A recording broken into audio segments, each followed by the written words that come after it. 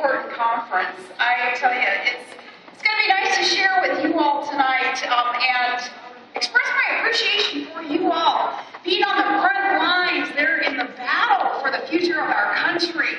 You're doing such a good job. You independent, conservative, new media activists who can really be the vanguard for the future of our country, for the movement that our country is dependent upon, the movement that finally defends our republic and fundamentally restores all that is good and prosperous and free and safe and exceptional about America. You are doing that work.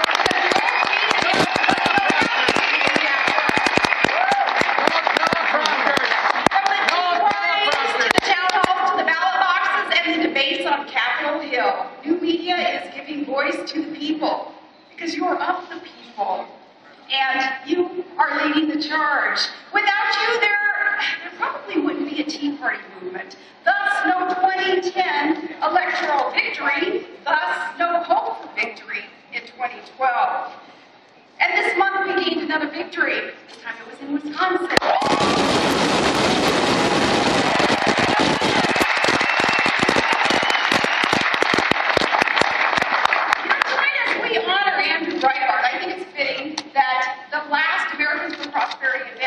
Participated in. It was with Andrew, and it was in Wisconsin. It was late 2011, and Andrew and I were speaking in Wisconsin when the radical left had surrounded us, and they had targeted, they had Good State as their line in the sand, and they were against, of course, the responsible fiscal reform that we were for. Then it seems that few people are willing to wade into that mess of community organizing, but we were there. You were there. Andrew Breitbart was there. We were there. We few, we happy few, we band of brothers, we were there. We were there that day, remember, in the blowing snow and the frozen rain that was pelting those Capitol steps. I felt right at home. We were there to plant the flag and to hold the hilltop. And that left-wing mob that had surrounded us with shouts and curses, and they came to intimidate. They had their drum circles, and they had their bullhorns, and they had their cowbells. Oh, the cowbells! That was so intimidating. Breitbart told them, and only Breitbart could, as Tim suggested. Breitbart said, go to Hades. He yelled out to the crowd. The crowd of protesters. And I told the good people of Wisconsin that day that we would take the courage and the integrity that they showed the rest of America, and we would win our country back with what they were showing the rest of America.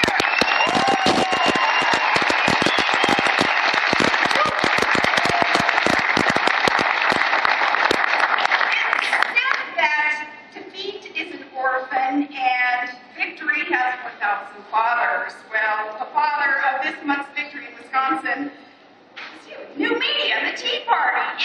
It was your victory, though we, band of brothers, we do live out Ronald Reagan's belief that there is no limit to what can be accomplished when we don't care who gets the credit. You stood by the electoral mandate, though, that you fought so hard for.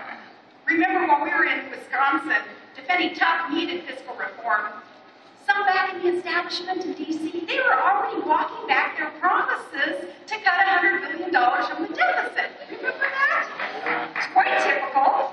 The permanent political class broke promises that they never intended to keep. But you stood by a governor who was bound and determined to keep his promises to the people who hired him to do the job. And you showed D.C. what happiness spying looks like. Or as I said, you showed them how to fight like a girl.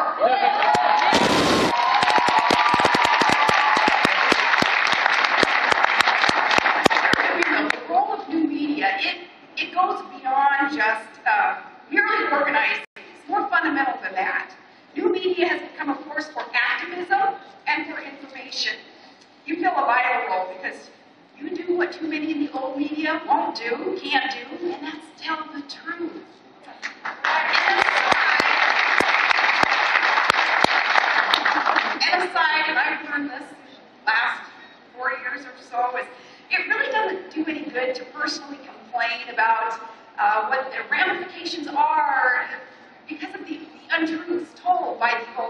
media, I think, shoot, just the circumstances that they create when they lie, well, might as well save my breath, because think about it, 50% of the people who you would complain to, they're busy with their own problems.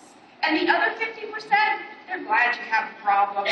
So you can save your breath, but these mainstream media lies, though, what they do, according to news reports over these years, shoot, by now, I guess I should have been divorced how many times? And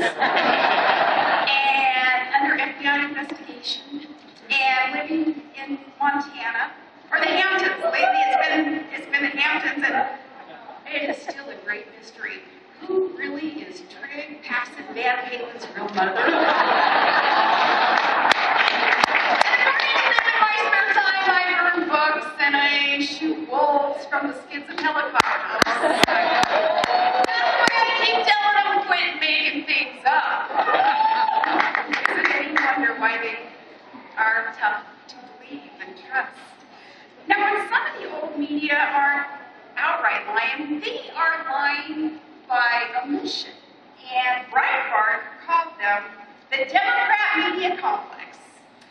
The new media rose up precisely because the old media failed to tell the truth.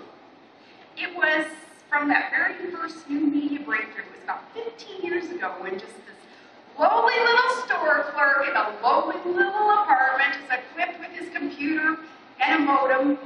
Well, he wrote one of the biggest stories of the decade. His name was Matt Drudge. And the rest of it.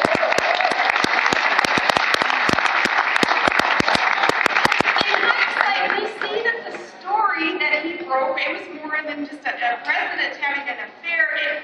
To me, it was much, much more than that. It was about a major old media publication that had spiked the story 11 times. And they knew all about it. 11 times, not just once to check their facts, not twice to double check, but 11 times they spiked the stories. Why? Because as charter members of that Democrat media complex, they were protecting their guy. So when a fellow with a modem and a website found out about this, he decided to tell the truth that they refused to tell. And oh, how that old media cried foul, and they howled. They denounced Drudge as irresponsible and unprofessional and even dangerous and anti-everything from motherhood to apple pie. Yeah. How dare that nobody from nowhere without a degree or a pedigree, how dare he try to influence the national discourse?